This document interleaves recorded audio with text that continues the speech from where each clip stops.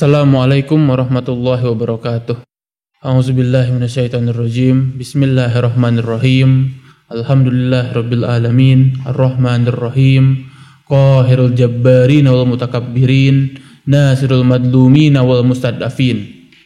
Assalatu wassalamu ala asyrafil khalqi ajmain wa sayyidil anbiya'i wal mursalin, Abul Qasimil Mustafa Muhammad bin Abdullah sallallahu alaihi wa alihi wasallam, wa ala ahli baitihi at-tayyibin at-tahirin wa ashabihil ghirrul mayamin. Wa qala Allah ta'ala fil kitabil aziz, alam tara kaifa fa'ala rabbuka bi ashabil fil, alam yaj'al kaidahum fi tadlil, wa arsala alaihim tayran ababil tarmihim bihijaratin min sijil faja'alahum ka'asfin ma'kul. Pertemuan sebelumnya, minggu lalu kita telah membahas mengenai asal-usul masyarakat Arab, asal-usul Quraisy, dan sedikit menyinggung alasan mengapa Rasulullah sekiranya diturunkan di Arab. Juga kita telah membahas bagaimana mulai terbentuknya bibit perpecahan, permusuhan antara Bani Hashim dan Bani Umayyah. Seperti disebutkan minggu lalu, kita di sini akan melanjutkan episode kedua, yaitu kita akan membahas mengenai mengapa ada Yahudi di Arab pada zaman itu. Mengapa ada Yahudi, mengapa ada Kristen di Arab? Lalu siapa sebenarnya Abdul Muthalib? Kenapa Abdul Muthalib itu begitu diagungkan? Kita akan membahas lebih jauh mengenai tokoh-tokoh di sini. Juga apa sebenarnya yang terjadi pada peristiwa tahun gajah? Mengapa disebut tahun gajah? Dan hal-hal yang lain yang menjelang kelahiran Rasulullah Shallallahu Alaihi Wasallam. Karena sebagaimana kita ketahui, Rasulullah Shallallahu Alaihi Wasallam lahir pada tahun gajah atau kurang lebih 570 Masehi. Kita akan membagi pembahasan kali ini dalam beberapa tahap. Yang pertama, mengapa ada Yahudi di Arab, dan juga mengapa ada Kristen di Arab.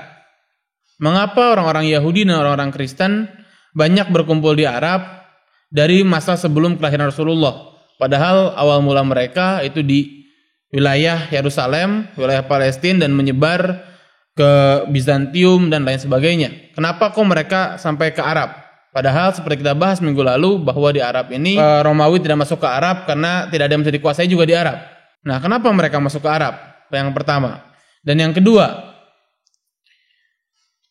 siapakah sebenarnya Abrahah, pemimpin pasukan gajah? Apakah dia seorang raja atau apa kedudukannya? Yang ketiga, siapakah sebenarnya Abdul Muthalib? Mengapa kedudukannya penting?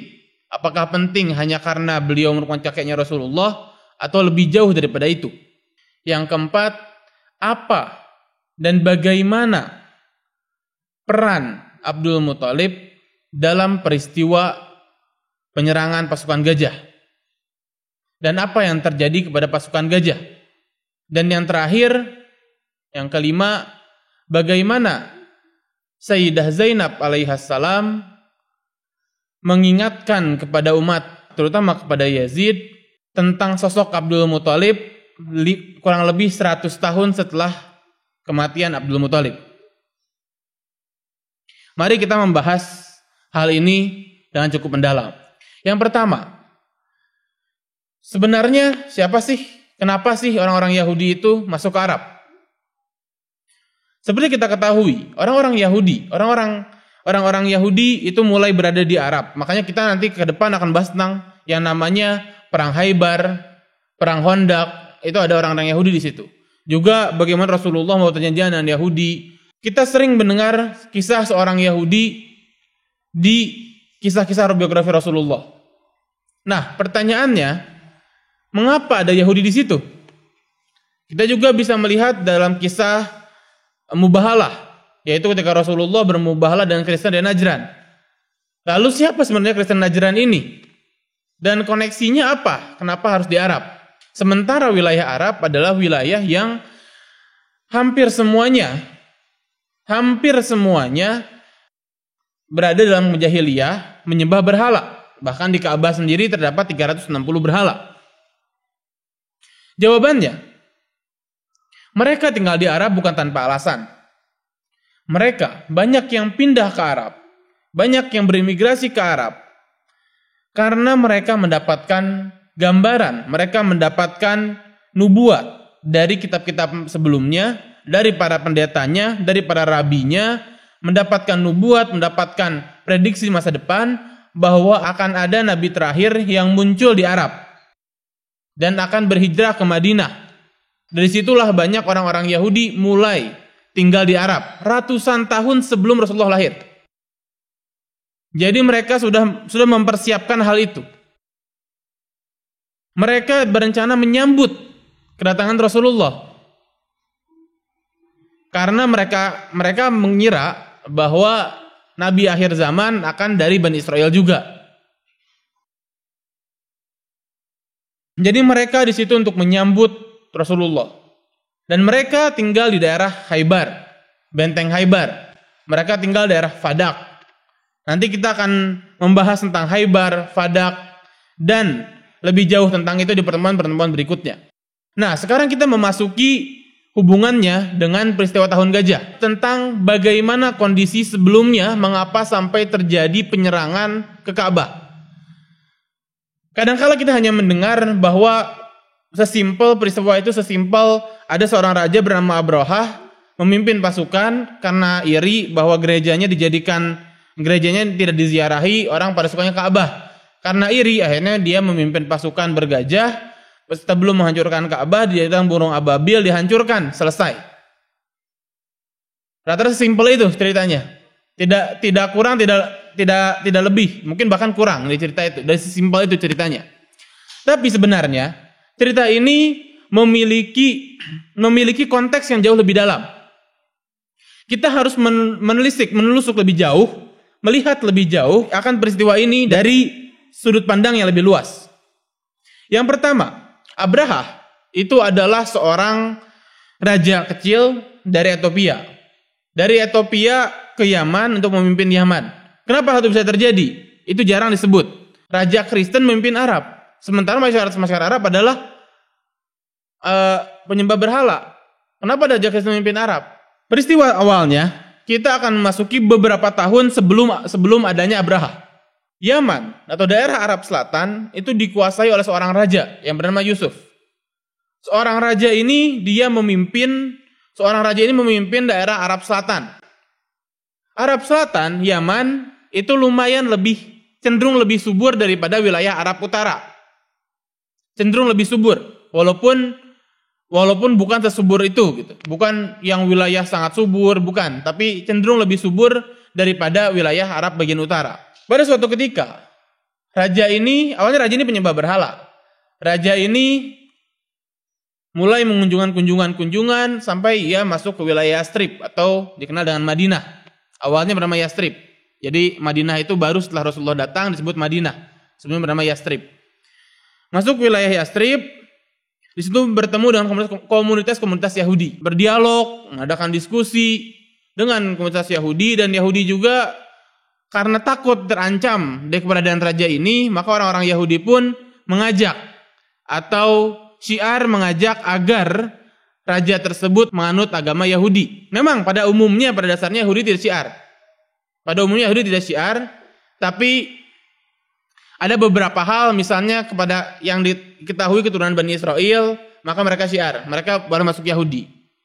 Nah, termasuk raja ini akhirnya masuk Yahudi. Masuk menganut ajaran Yahudi, menjadi berganti nama dari Yusuf menjadi Zunawas. Nah, Zunawas ini akhirnya balik lagi ke Yaman.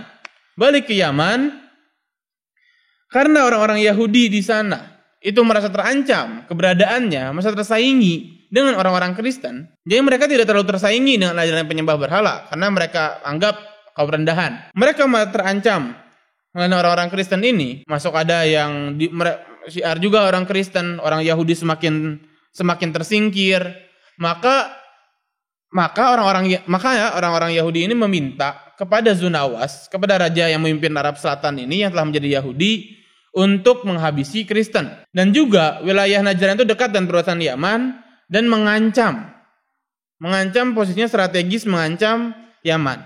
mengancam Arab Selatan, akhirnya setujulah Zunawas untuk menyerang, untuk menghabisi Kristen Najran. Akhirnya dengan pasukan penuh mereka menyerang Kristen di wilayah Najran. Singkat cerita dihabisilah semua, dibantai orang-orang Kristen di Najran. Sisa beberapa orang saja. Nah, dari beberapa orang yang selamat dari peristiwa pembantaian besar-besaran ini, mereka hijrah ke Romawi. Ingat, Romawi itu bukan Romawi di Roma, ya. Romawi itu bukan wilayah Roma. Sekarang kita akan memasuki wilayah Bizantium. Karena kerajaan Romawi di Roma Italia itu udah runtuh jauh sebelum Rasulullah. Yang masih bertahan adalah Bizantium, yang ibu kotanya di Konstantinopel, kalau sekarang menjadi Istanbul, Turki. Jadi mereka datang ke Konstantinopel, mereka datang ke Bizantium, ke wilayah Romawi untuk meminta pembalasan. Karena Romawi beragama Kristen. Meminta balasan agar Yaman ini, agar Arab Selatan, Zunawas dihancurkan karena telah menghabisi, membantai orang-orang Kristen. Akhirnya, karena simpatik dengan gerakan yang dibawakan utusan dari Najran, sisa sedikit ini, Raja Romawi memerintahkan mengirim surat kepada Raja Ethiopia atau Habasyah zaman itu. Jadi Ethiopia ini sama-sama negara Kristen, hubungannya sangat dekat dengan Romawi dan cenderung butuh dengan Romawi. Makanya mau nggak mau harus nurut dengan Romawi. Untuk meminta agar orang-orang Najran di Konstantinopel ini datang ke Ethiopia. Mereka menghadap Raja Negus di Ethiopia dan meminta bantuan agar Raja Negus mengirim pasukan untuk menyerang, membalas kelakuan Raja Zunawas di Arab Selatan. Akhirnya Raja Negus pun setuju. Raja Negus mengirimkan 70.000 pasukan dari Ethiopia menuju Yaman yang dipimpin oleh seorang bernama Abraha. Di sini nih mulai kita kenal namanya Abraha. Abraha memimpin pasukan menuju Yaman dan akhirnya dengan mudah Raja Zunawas ini dihabisi oleh pasukan Abraha. Akhirnya jadilah wilayah Yaman atau wilayah Arab Selatan di bawah kekuasaan Ethiopia yang diperintahkan oleh Raja Negus untuk dipimpin oleh seorang jenderal yang bernama Abraha. Jadi Abraha adalah seorang raja kecil atau kalau bahasa sekarangnya gubernur. Karena zaman dulu kan seorang gubernur tidak bisa kayak sekarang tinggal kontak presiden misalnya atau rajanya kan nggak bisa. Jadi seolah-olah menjadi raja kecil di situ. Makanya kita sering mendengar Raja Abraha, Raja Abraha. Jadi Raja Abraha ini merupakan kedudukannya sebenarnya di bawah Ethiopia, di bawah Raja Negus di Ethiopia. Tapi karena memang kedudukannya juga tinggi dan zaman itu seolah-olah seperti negara yang terpisah, maka Abraha disebut sebagai raja atau raja kecil di bawah naungan, di bawah bimbingan dari Raja Ethiopia. Singkat cerita, Raja Abraha atau Abraha ini akhirnya membangun wilayah Yaman untuk mencari simpati dari rajanya, yaitu Raja Ethiopia, membangun gereja yang besar, membangun gereja yang mewah, sangat mewah, di mana ia berniat untuk mengganti tujuan peziarah orang-orang Arab dari Ka'bah menuju gereja tersebut. Gereja ini berada di San'a, yang sekarang menjadi ibu kota Yaman. Seperti kita bahas pertemuan sebelumnya, sudah banyak orang-orang yang ziarah ke Ka'bah pada zaman itu, karena itu merupakan tradisi Nabi Ibrahim. Walaupun kebanyakan dari mereka menyembah berhala. Jadi di Ka'bahnya menyembah berhala, bukan tawaf kayak kita kenal sekarang. Tapi ya, mereka mengenal haji, mereka mengenal harus ziarah ke Ka'bah. Jadi sudah ada distorsi dari ajaran Nabi Ibrahim, yang sisa hanya datang ke Ka'bahnya aja, bukan menyembah Allahnya. Jadi itu juga kita bisa lihat bahwa salah satu ajaran Nabi Ibrahim yang dijaga oleh Rasulullah adalah ziarah ke Ka'bah yang menjadi ibadah haji. Kita lanjutkan lagi. Tadi Abraha membangun gereja yang besar, mengirim surat. Rencananya tersebut dikirim surat ke Raja Negus. Ternyata suratnya tersebut ke Raja Ethiopia bocor ke masyarakat. Masyarakat Arab yang Badui ini marah. Berani-beraninya Abraha ini baru jadi raja kok udah mengubah tradisi kita. Tradisi kita untuk berziarah ke Mekah. Akhirnya orang-orang di situ sepakat untuk mengotori, berusaha menghancurkan, merendahkan tempat ibadah gereja itu. Dikotorilah gereja tersebut, dihinakan gereja tersebut. Akhirnya itulah yang membuat Raja Abraha marah. Kita pindah topik sedikit. Ini berhubungan dengan gereja. Itu merupakan tradisi Arab jahiliyah. Orang-orang kesal menghancurkan gereja merupakan tempat ibadah. Dan Rasulullah Shallallahu Alaihi Wasallam itu melarang hal ini. Rasulullah itu bahkan kalau ketika perang itu melarang menghancurkan tempat ibadah, mau itu gereja, mau itu sinagog, tempat ibadah Yahudi atau tempat ibadah lainnya. Rasulullah melarang keras hal itu. Bahkan pernah suatu ketika ada Imam Ali bin Abi Thalib alaihi salam itu berjalan bersama sahabatnya melewati sebuah gereja. Di gereja tersebut, sahabat Imam Ali bilang kepada Imam, "Ya Imam, kira-kira betapa banyak kemusyrikan yang berada di tempat itu, tempatnya di gereja itu." Imam alaihi salam berkata, "Janganlah engkau mengatakan demikian, tapi pikirlah berapa banyak nama Allah disembah dan disebut di tempat tersebut." Makanya kata-kata Imam Ali pun terkenal. Di dalam suratnya kepada Malik Ashtar ketika memimpin Mesir, suratnya Imam Ali terkenal kata-katanya, "Saudaramu yang bukan seiman adalah saudaramu dalam kemanusiaan." Jadi kita kembali ke Abrahah. Itulah efek dari menghinakan tempat ibadah orang lain. Akhirnya Raja Abrahah marah. Abrahah marah. Akhirnya mengumpulkan pasukan besar untuk menyerang Mekah. Sampai akhirnya di perjalanan bertemu dengan Abdul Muthalib. Karena Abdul Muthalib itu memimpin Quraisy di Mekah, akhirnya Abdul Muthalib menemui Raja Abrahah. Sebelum kita lanjutkan ke pertemuan ini, kita akan bahas dulu mengapa bisa seorang Abdul Muthalib berdiplomasi dengan raja. Karena yang berdiplomasi dengan raja bukan orang sembarangan. Contohnya sekarang gini aja, nggak usah negara lain. Kita ketemu presiden langsung mau ngobrol sama presiden, bisa atau enggak? Nah, ini sama seperti itu kedudukannya. Abdul Muthalib bisa. Kenapa? Karena Abdul Muthalib memiliki kedudukan yang tinggi. Lalu siapakah sebenarnya Abdul Muthalib? Karena banyak dari kita yang masih meraba-raba. Yang tahu Abdul Muthalib hanya sebatas kakeknya Rasulullah. Dah. Kakeknya Rasulullah, selesai. Tidak lebih daripada itu. Abdul Muthalib atau yang bernama asli Syaibah bin Hashim adalah putra Hashim, kakeknya Rasulullah. Rasulullah Muhammad bin Abdullah bin Abdul Muthalib bin Hashim. Abdul Muthalib bernama asli Syaibah. Kenapa dikenal sebagai Abdul Muthalib? Karena ketika itu Hashim menikah dengan seorang wanita Madinah. Ketika menikah dengan seorang wanita Madinah, memiliki anak bernama Syaibah. Tinggal awalnya di Madinah, maka ketika Rasulullah hijrah ke Madinah, orang-orang Madinah dengan cepat menerima dan mengikuti Rasulullah karena Rasulullah masih dianggap saudara. Masih dianggap orang-orang Madinah karena neneknya Rasulullah ada dari Madinah. Ketika Hashim ini meninggal, Abdul Muthalib kembali ke Mekah. Abdul Muthalib kembali ke Mekah, ia dititipkan oleh Hashim di bawah naungan pamannya yang bernama Muthalib. Jadi Hashim ini adalah putra Abdul Manaf. Abdul Manaf memiliki putra yang bernama Muthalib, Hashim, Abdul Syam, Naufal, dan lainnya. Nah, Abdul Muthalib adalah putranya Hashim. Karena Hashimnya meninggal, akhirnya dititipkan, diasuh oleh kakaknya Hashim yang bernama Muthalib. Jadi, ketika masuk ke kota Mekah, datangnya berdua, Hashim sama Muthalib. Datangnya ketika orang-orang Mekah melihat, langsung mengasumsikan orang-orang Mekah bilang, "Oh, berarti itu budaknya Muthalib." Maksud Abdul Muthalib. Itu budaknya Muthalib, padahal bukan budaknya Muthalib, tapi keponakannya. Udah dikasih tahu sama Muthalib bahwa ini itu bukan budakku, ini keponakanku. Tetap orang-orang zaman itu keras kepala, tetap akhirnya mengenal Abdul Muthalib. Jadi sampai sekarang dikenalnya kakek Rasulullah bernama Abdul Muthalib. Abdul Muthalib adalah seorang, walaupun di tengah-tengah kondisi jahiliyah, adalah seorang yang sangat berpegang teguh kepada ajaran Nabi Ibrahim.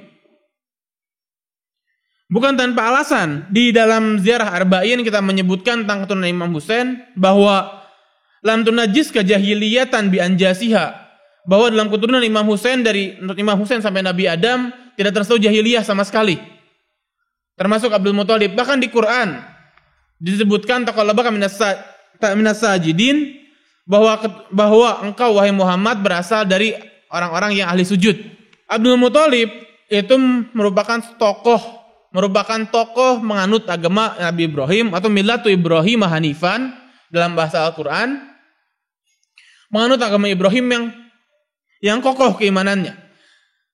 Abdul Muthalib hidup di wilayah Arab, di Mekah kurang lebih 80 tahun, di wilayah yang semuanya minum khamar, membunuh dengan kondisi jahiliyah yang sangat-sangat jahiliyah. Tapi dalam 80 tahun ini, Abdul Muthalib tidak pernah mulutnya terbasahi sama sekali oleh khamar. Dan tidak pernah sama sekali menyembah berhala. Tidak berzina. Dan memegang teguh ajaran-ajaran Nabi Ibrahim. Kita bisa melihat seolah-olah hal itu gampang. Tapi kita lihat juga kondisi sosialnya seperti apa. Kondisi sosialnya semua orang itu melakukan perzinahan, mabok, melanggar janji, segala macam. Tapi Abdul Muthalib adalah seorang yang sangat teguh, terkenal, tidak pernah meminum alkohol sedikit pun, tidak pernah menyembah berhala, tidak percaya akan dukun-dukun yang beredar saat itu, padahal sedang lagi tenar-tenarnya perdukunan. Selalu menyembah, mengutarakan akan pentingnya menyembah Tuhannya Ibrahim alaihissalam, dan selalu mengingatkan sebisa mungkin mengubah sedikit demi sedikit, berusaha mengubah kondisi orang Arab saat itu. Dan juga terkenal orang yang sangat menepati janji, juga terkenal orang yang dermawan, memberikan air kepada para peziarah dan lain sebagainya. Dan inilah yang dimaksud lam tunajiska jahiliyatan bi anjasiha, bahwa keturunan Imam Husain, Imam Hasan, Imam Ali bin Abi Thalib, Rasulullah sampai ke Nabi Adam tidak pernah tersentuh jahiliyah walaupun setetes. Abdul Muthalib juga merupakan seorang yang menemukan kembali sumur Zamzam. Jadi sumur Zamzam ini sempat tertutup. Jadi ketika minggu lalu kita membahas bahwa Arab pada saat setelah Nabi Ismail dikuasai oleh Bani Jurhum. Bani Jurhum akhirnya dikuasai lagi oleh Bani Khuza'ah. Nah ketika peperangan terakhir Bani Jurhum bilang seolah-olah kita udah pastikan kalah. Akhirnya Bani Jurhum menutup sumur Zamzam. Dan di situ masukin patung-patung emas, 2 rusa emas dalam sumur, naruh pedang, dan menutup dengan pasir, hingga orang-orang tidak tahu dan susah, kalaupun tahu susah untuk membukanya sumur Zamzam ini. Karena sumur Zamzam merupakan pusat kehidupan kota Mekah. Ketika dikalahkan, Bani Khuza'ah tidak bisa mencarinya, tidak bisa membukanya, sampai zamannya dikembalikan kepada Quraisy, kekuasaan diambil oleh Quraisy, oleh Qusay, terus kepada Abdul Muthalib, kepada Qusay, kepada Hashim, kepada Abdul Muthalib. Abdul Muthalib ini mendapat mimpi untuk membuka kembali sumur Zamzam. Akhirnya Abdul Muthalib dan putranya, putra tertuanya bernama Haris, mencari dan kembali menggali sumur Zamzam. Orang-orang bilang ini orang-orang gila. Ratusan tahun sumur Zamzam itu tertutup, nggak ada yang tahu di mana. Ini tiba-tiba mau nyari sumur Zamzam. Ternyata benar. Dan sebagai catatan bahwa sebelum sumur Zamzam itu ditemukan, Abdul Muthalib dan keluarga Bani Hashim ini memang orang yang sering membagikan air secara cuma-cuma kepada para jemaah haji. Jadi bukan karena air sumur Zamzam, tapi memang karena dermawan. Dibuka kembali, akhirnya benar, ketemu sumur Zamzam, dan itu ketemukan 2 patung emas yang dimaksud, ditemukan, akhirnya disitulah kembali sumur Zamzam. Dan setelah kembali sumur Zamzam, kembalilah akhirnya kedudukan Abdul Muthalib tambah tinggi di masyarakat Quraisy. Di masyarakat Mekah kedudukan tambah tinggi. Mulai tersusullah orang-orang Bani Umayyah. Yang paling di situ sangat kepada iri, dengki terhadap Abdul Muthalib adalah seorang yang bernama Harb bin Umayyah. Harb ini adalah bapaknya Abu Sufyan, kakeknya Muawiyah. Harb ini terkenal orang yang kasar, suatu kali ketika itu pernah membunuh seorang Yahudi. Ada seorang Yahudi pernah dia dibunuh oleh Harb. Di situ akhirnya Abdul Muthalib memutus hubungan dengan Harb dan membayar diahnya Harb ke orang Yahudi itu agar tidak terjadi peperangan. Situlah kedudukannya semakin tinggi. Suku-suku Arab yang lain diinisiasi oleh Harb juga untuk ngajak Abdul Muthalib bersumpah bahwa itu sumur Zam-Zam untuk bersumpah di hadapan dukun. Akhirnya mereka mencari, akhirnya mereka sepakat karena Abdul Muthalib dipaksa, akhirnya Abdul Muthalib ikut wilayah masuk ke padang pasir. Di padang pasir ini orang-orang pada kehausan akhirnya mencari di mana. Akhirnya dengan taruhan, akhirnya mereka bertaruh, orang-orang yang ikut dalam ekspedisi mencari dukun ini bertaruh karena kehausan, yuk kita gali kubur. Yang mati tinggal dikubur. Disitulah Abdul Muthalib awalnya ikut itu mulai menasihati mereka pelan-pelan. Wahai orang-orang Quraisy, wahai orang-orang Mekah, ingatlah akan Tuhannya Ibrahim. Ingatlah akan Tuhannya Ibrahim. Ia maha kaya. Ia yang akan memberi kita minum kalau kita kehausan. Jadi untuk apa kita mencari dukun? Dikala kita bisa untuk mencari air dan berdoa kepada Tuhannya Ibrahim. Akhirnya karena terpengaruh ikut Abdul Muthalib dan mencari air. Disitulah setelah itu kedudukan Abdul Muthalib semakin tinggi lagi. Nah akhirnya kita sekarang masuk. Apa peran Abdul Muthalib ketika pasukan Abrahah menyerang? Seperti kita sebutkan tadi di awal, ketika pasukan Abrahah itu menyerang, orang-orang Quraisy mengutus ketua mereka yaitu Abdul Muthalib. Abdul Muthalib bertemu dengan Abrahah di suatu wilayah. Suatu wilayah yang disepakati tendanya Abrahah yang sudah berdekati Makkah. Datanglah Abdul Muthalib menghadap Abrahah. Abrahah menyambut Abdul Muthalib. Ini juga poin penting. Jadi Rasulullah ini bukan dari keturunan orang miskin, tapi berasal dari keturunan orang-orang mulia. Rasulullah berasal dari keturunan orang-orang mulia. Jadi yang paling mulia di antara Arab itu orang-orang Quraisy. Yang paling mulia di antara Quraisy adalah Bani Hashim. Rasulullah itu berasal dari Bani Hashim. Yang paling tinggi keturunan dari Bani Hashim adalah Abdul Muthalib. Rasulullah adalah cucunya Abdul Muthalib. Abdul Muthalib disambut oleh Abrahah, akhirnya mulailah diplomasi. Bernegosiasi antara Abdul Muthalib mewakili orang Mekah dan Abrahah. Jadi jika ada yang beredar bahwa Abdul Muthalib itu seolah-olah digambarkan pengecut, kabur, Abdul Muthalib itu menyerah. Ketika ada Abrahah datang, kan sekarang banyak beredar bahwa Abdul Muthalib itu mundur. Bahkan ada film yang menggambarkan hal itu. Itu tidak terjadi.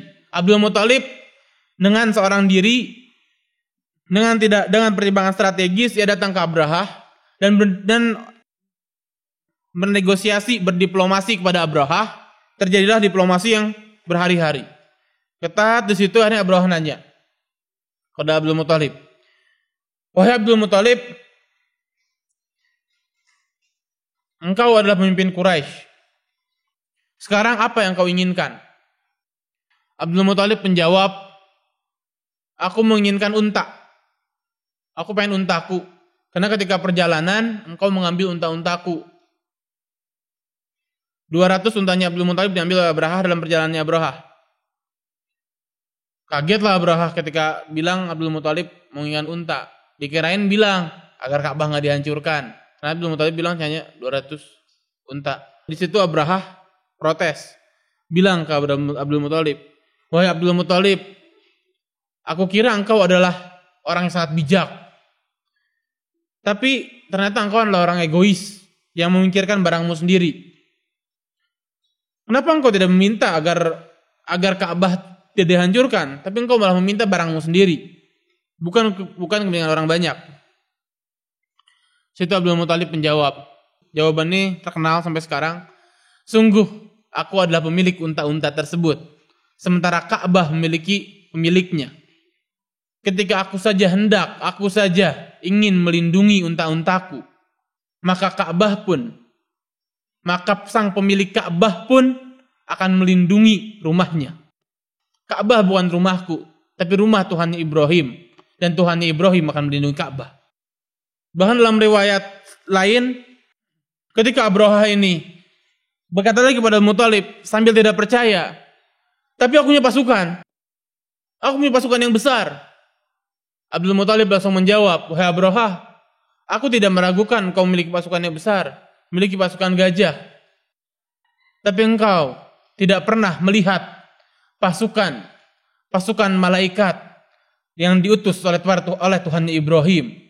Dan itu juga menunjukkan keimanan yang begitu tinggi akan Abdul Muthalib kepada Allah Subhanahu wa taala. Akhirnya Abrahah mengembalikan unta-unta tersebut kepada Abdul Muthalib, dikembalikan, dan Abdul Muthalib pergi membawa unta-untanya. Dan di situ Abdul Muthalib memperingatkan orang-orang Quraisy, orang-orang Mekah terutama yang punya anak-anak dan perempuan, orang-orang tua, agar sembunyi di bukit. Agar sembunyi di bukit melindungi diri. Jadi kalaupun yang mau berperang, ya jangan libatkan anak-anak perempuan ini, karena pasukan Abrahah terlalu besar. Kalau misalnya kita akan melawan pasukan Abrahah, yang jelas akan banjir darah. Jadi setidaknya anak-anak perempuan, orang-orang tua agar mengungsi di bukit. Dan situ juga Abdul Muthalib melihat bagaimana anak-anak ketakutan ketika melihat pasukan bergajah. Melihat pasukan anak-anak ketakutan, tangisan anak-anak melihat. Hal itu sangat menyentuh perasaan Abdul Muthalib. Akhirnya banyak anak-anak situ diambil oleh Abdul Muthalib.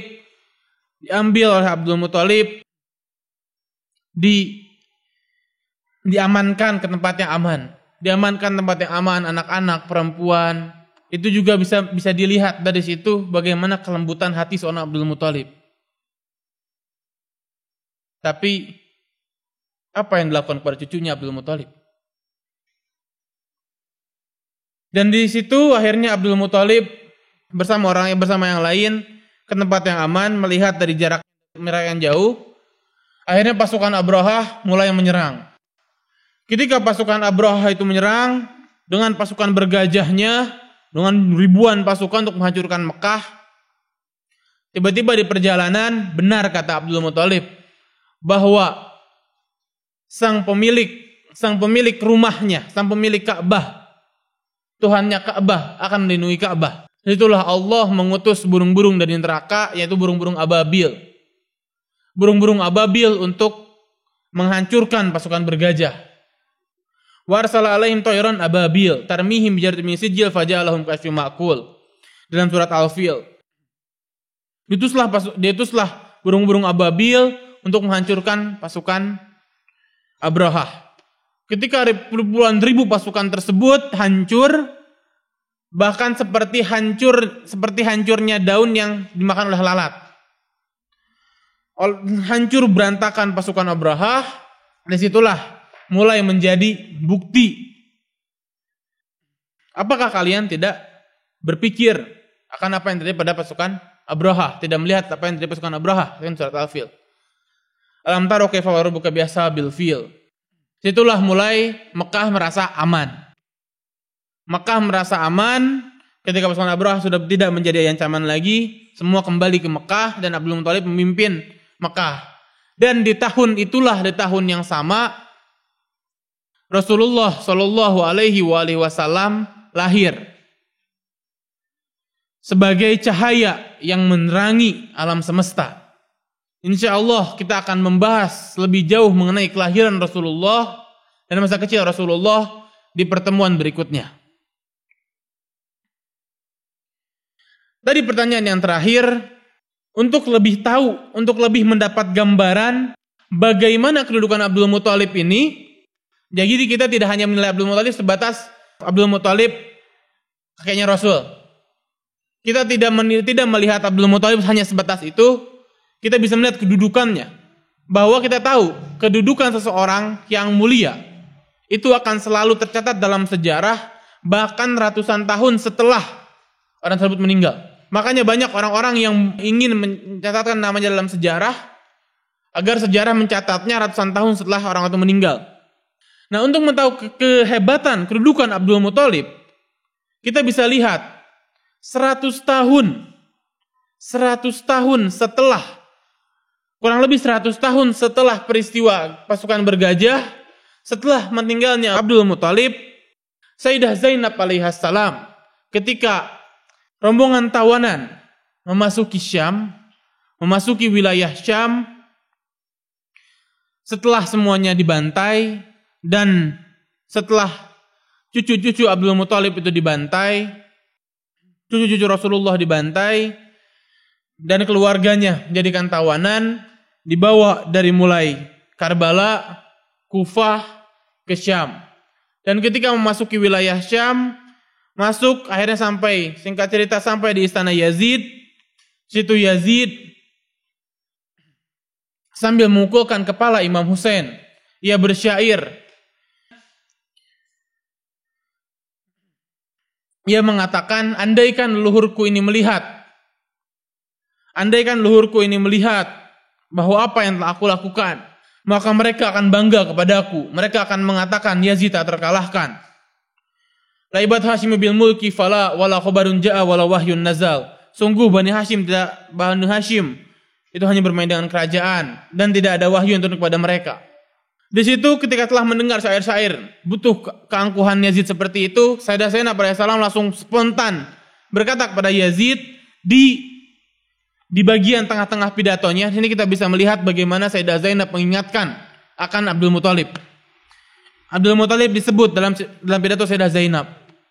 Sayyidah Zainab mengatakan, wahai Yazid, engkau telah menjadikan putri-putri Rasulullah sebagai tahanan, banati Rasulullah sabaya, sebagai tawanan, sebagai tahanan yang dipindahkan, diarak dari kota ke kota, dari wilayah ke wilayah, dari negara ke negara, tanpa satupun pelindung, tanpa satu orang pun yang melindunginya. Dan engkau dengan bangganya bersyair, lihatlah apa yang telah aku lakukan. Andaikan leluhurku melihat apa yang telah aku lakukan, sungguh mereka akan mengatakan Yazid tak terkalahkan. Engkau masih bisa berkata demikian, wahai Yazid. Engkau masih bisa berkata demikian sambil engkau memukul kepala Imam Husain alaihi salam. Engkau memukul kepala Aba Abdillah, kepala yang bisa diciumi oleh Rasulullah. Dan engkau dengan bangganya engkau membantai keluarga Rasulullah. Dan engkau melumuri bumi ini dengan darah keturunan Abdul Muthalib. Dengan kata-kata nujumi fil ard Ali Abdul Muthalib, yaitu bintang-bintang di muka bumi. Keturunan Abdul Muthalib, engkau membantai keturunan Abdul Muthalib yang merupakan bintang-bintang di muka bumi ini. Dan semoga saja permintaanmu itu terkabul. Dan situlah ketika engkau berkata, andaikan leluhurku melihat, dan niscaya wahai Yazid, sebentar lagi engkau akan bertemu dengan leluhurmu. Dan situlah engkau berharap bahwa engkau terkalahkan. Situlah engkau berharap bahwa engkau menjadi cacat, bahwa engkau bodoh, agar engkau tidak dapat melakukan apa yang engkau lakukan. Engkau tidak dapat membantai keturunan Abdul Muthalib. Dan karena disitulah engkau dan ayahmu akan tahu bagaimana kedudukanmu nanti, kedudukanmu dan kedudukan ayah-ayahmu. Di bagian situ Sayyidah Zainab alaihissalam mengingatkan akan keturunan Abdul Muthalib dan keturunannya yang merupakan nujumu fil ard, merupakan bintang-bintang di muka bumi. Dan itulah kedudukan Abdul Muthalib, kakek Rasulullah sallallahu alaihi wasallam. Dan dari awal kita bisa menyimpulkan bahwa selain Abdul Muthalib itu memang sosok yang sangat luar biasa, kita juga bisa melihat apa yang dimaksud bahwa keturunan Rasulullah itu minas sajidin, dari ahli sujud. Dan di ziarah Arba'in ketika menyebut Imam Husain sebagai asyhadu annaka kunta nuran fi aslabis sabihah wa arhamil mutahharah wa lam tunajjiska jahiliyatan bi anjasiha. Dalam ziarah Arba'in kita membaca, aku bersaksi bahwa engkau, wahai Al-Husain, bahwa engkau adalah cahaya dari ayah-ayah yang memberikan cahaya, keturunan dari sulbi-sulbi yang suci, dan dilahirkan dari rahim-rahim yang suci. Walam tunajjiska jahiliyatan bi anjasiha, dan jahiliyah sama sekali tidak menyentuh, tidak menodai keturunan Rasulullah dari mulai Nabi Adam sampai Rasulullah sallallahu alaihi wasallam. Mungkin insya Allah kita akan membahas mengenai kelahiran Rasulullah dan masa kecil Rasulullah di pertemuan yang akan datang. Tentang Abdul Muthalib kita cukupkan dulu di sini. Akhirul kalam, wassalamualaikum warahmatullahi wabarakatuh.